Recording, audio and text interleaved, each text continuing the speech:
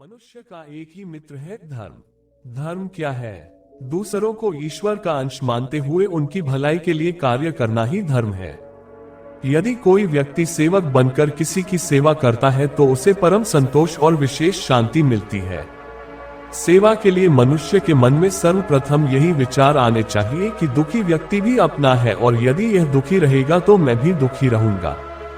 यानी जब हमारे हृदय में दया और अपनत्व का भाव होगा तभी हम सेवा के लिए तत्पर हो सकेंगे। मसलन किसी को ठंड में कांपते देखने पर हमारा शरीर भी उस ठंड को महसूस करेगा, तब उस व्यक्ति के लिए कंबल की व्यवस्था करने का सेवा भाव हमारे मन में जागृत होगा। मनुष्य एक सामाजिक प्राणी है। उसके चारों ओर उसके संबंधी और मित्र, पशु पक्षी आदि का समुदाय दिखाई देता है और वह इनके बिना अपने जीवन की कल्पना भी नहीं कर सकता। ऐसे में एक दूसरे की मदद करना ही उनका कर्तव्य धर्म है। खास बात यह कि सेवा से अहंकार का भी नाश होता है, जो ईश्वर प्राप्ति में सबसे बड़ा बाधक है। दरअसल सेवा का मतलब समर्पण है, विश्वास है। समर्पण क्या है? एक बरगद ने ताउन लोगों की सेवा की। धूप होने पर लोग उसकी छाया में बैठते थे और त्योहारों पर महिलाएं उसकी पूजा करती। जब वृक्ष बूढ़ा हो गया तो वह सूखने लगा, उसकी जड़ें भी कमजोर हो गईं। लोग उसे काटने के लिए कुल्हाड़ी ले आए। एक नन्हा वृक्ष बोला, दादा ये कैसे स्वार्थी लोग हैं। जिन्होंने आपकी छाया ली वे ही आज आपको काटने आ रहे हैं। क्या आपको गुस्सा नहीं आ रहा? बूढ़े बरगद ने कहा, गुस्सा किस बात का? मैं यह सोचकर प्रसन्न हूं कि मरने के बाद भी इनके काम आ रहा हूं। यही समर्पण है कि हर हाल में अपने दिल में परोपकार की भावना रखना। अब सेवा में विश्वास क्या है उसे समझते हैं। असल में सेवा कई तरह की होती है। कई बार व्यक्ति कामनायुक्त होकर सेवा करता है। यह सेवा दूसरे से लाभ लेने या फिर नुकसान पहुंचाने के लिए की जाती है।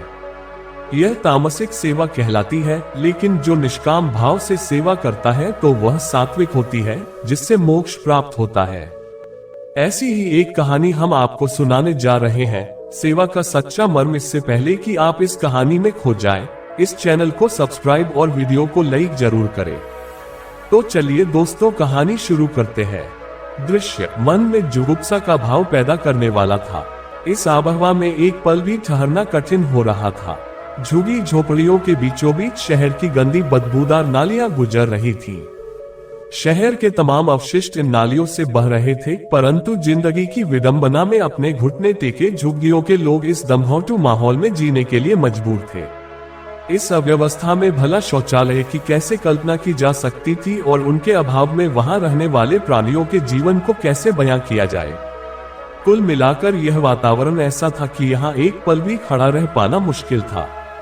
झुग्गीवासी इस दमघोंटू माहौल से अभ्यस्त एवं चिरपरिचित थे, परंतु वे क्या करें, कहां जाएं और ठिकाना कहां ढूंढें। अतः जीवन की इस कड़वी सच्चाई को वे जीने के लिए बाध्य थे। जीवन के इन पहलुओं से वे न चाहते हुए भी जूझने के लिए विवश थे। जीवन के इस दुख रूपी महाविष को ग्रहण करने को मजबूर थे। जूझते जूझते वे स्वीकार कर चुके थे कि उनके भाग्य में दारुण दैक ही लिखा है, अतः उन्होंने इस दैक से स्वयं को दुखी मान लिया था। वहां कोई भी ऐसा नहीं था जो स्वयं समझे या औरों को समझाए कि जो दिख रहा है वह जीवन का एक आयाम है। झुग्गी वासियों के दैक से कोई संवेदित नहीं था। उनके दैक की बातें करने वालों और उन पर कविता की रचना करने वालों और लंबे लंबे लेख लिखने वालों की कोई कमी नहीं थी। टीवी चैनल पर इस विषय पर चर्चा का आयोजन होता था और इनके जीवन के असह्य दैक के प्रति गर्मागर्म बहस भी होती थी। राजनीतिज्ञ इन्हें राजनीति का बड़ा मोहरा मानकर चलते थे। चुनाव आते ही सेवा का दिखावा करने वालों की संख्या भी बढ़ जाती थी। उनके जीवन की इन समस्याओं का सर्वांगपूर्ण समाधान करने के लिए योजनाएं भी बनती थी, पर कागज में बनी योजनाएं कभी भी सच्चाई का जामा नहीं पहन पाती थी। ऐसे में एक समाजसेवी शिवरंजन वहां पहुंचे। शिवरंजन के कंधे पर एक खादी का झोला था, पैरों में रबर की चप्पलें थीं। वे स्वयं खादी का धोती कुर्ता पहने हुए थे। सिर पर सफेद बाल थे जो उनकी उम्र को बयान कर रहे थे, परंतु उनके चेहरे पर उम्र की दस्तक नहीं थी, उनके झर्रियों भी नहीं पड़ी थी। वे इस उम्र में भी किसी युवा से भी अधिक ऊर्जान्वित थे। इसका राज था उनका प्राकृतिक आहार विहार। वे सात्विक भोजन करते थे और वह भी दोपहर में, रात में केवल फल दुग्ध से अपना निर्वाह करते थे। उन्हें गंभीर अध्ययन में रुचि थी। चिंतन, मनन एवं निधिध्यासन उनकी दिनचर्या में शामिल थे। उनके जीवन का कर्म क्षेत्र उनकी सेवा भावना थी। वे सेवा के लिए कहीं भी चले जाते थे और मौन होकर इसका निर्वाह करते थे। शिवरंजन के बारे में इतना ही ज्ञात था। बाहरी रूप से वे इन झुग्गी झोपड़ियों में सेवा के लिए आए हुए थे। उन्होंने बिना किसी से कुछ कहे अपना सेवा कार्य शुरू कर दिया। सर्वप्रथम उन्होंने झाड़ लेकर अकेले ही सफाई शुरू कर दी। झुग्गी के लोग दिन में काम पर चले गए थे। जब वे वापस आए तो उनकी झोपड़ियों के आसपास का वातावरण स्वच्छ साफ दिखाई दिया। रात में ही वे सब समाज सेवी बाबा से मिलने चले गए। वे बोले, बाबा जी, आप यहाँ क्यों आए हैं? यहाँ पर लोग आते हैं, 2 दिन सेवा का दिखावा करते हैं और यहाँ से चले जाते हैं। हमारी स्थिति वैसी की वैसी रह जाती है। आप हमें हमारे हाल पर छोड़ दें और यहाँ से चले जाएं। हमारे भाग्य में जो होगा वही होगा, आपके आने से बदल तो नहीं जाएगा। शिवरंजन बाबा का हृदय द्रवित हो उठा। वे उनके डेक से दुखी थे, परंतु वे उस क्षण कुछ बोले नहीं। केवल इतना बोले, मित्रों, आप थक कर आए होंगे, जाए, आप विश्राम करें। आपसे इस संदर्भ में बाद में बात करेंगे। जब मैं यहाँ से प्रस्थान करूंगा तो आप लोगों से अवश्य मिलकर जाऊंगा, तभी आपसे चर्चा करेंगे। अभी तो मैं यहाँ आया हूँ। बाबा जी की बात सुनकर लोग चले गए। बाबा ने 1 महीने तक निरंतर अपनी सेवा जारी रखी। बाबा की इस निष्ठापूर्वक की गई सेवा ने वहां के लोगों को उनके बिना कुछ कहे इस कार्य में हाथ बौटाने के लिए तैयार कर दिया। अब तो सफाई अभियान के लिए एक नहीं कई टोलियां बन गई थी। 1 महीने में झुग्गी झोंपड़ी का नजारा बदल गया। फिर बाबा जी ने वहां के बच्चों को पढ़ाना शुरू किया। अध्ययन कार्य भी सुचारू रूप से चलने लगा। अब तो वे दिन में बच्चों को पढ़ाते थे और रात में प्रौढ़ों को पाने का कार्य करने लगे थे। इस सेवा कार्य में 1 महीना तो क्या कब 6 महीने गुजर गए, पता ही नहीं चला। जब वहां वे सब कुछ व्यवस्थित करके चलने को हुए तब सबकी आंखें नम थीं। उन्हें लग रहा था जैसे वर्षों बाद कोई देवदूत उनके यहाँ अवतरित हुआ था। शिवरंजन समाज सेवी नहीं थे, बल्कि एक देवदूत थे जिनके आगमन से उनके जीवन में क्रांतिकारी परिवर्तन हुआ। उन्होंने उन लोगों से ज्यादा कुछ नहीं बोला, उनका व्यक्तित्व ही बोला, और जब व्यक्तित्व बोलता है तो बेजान, बेजबान एवं निष्प्राण के अंदर भी हलचलें होने लगती हैं।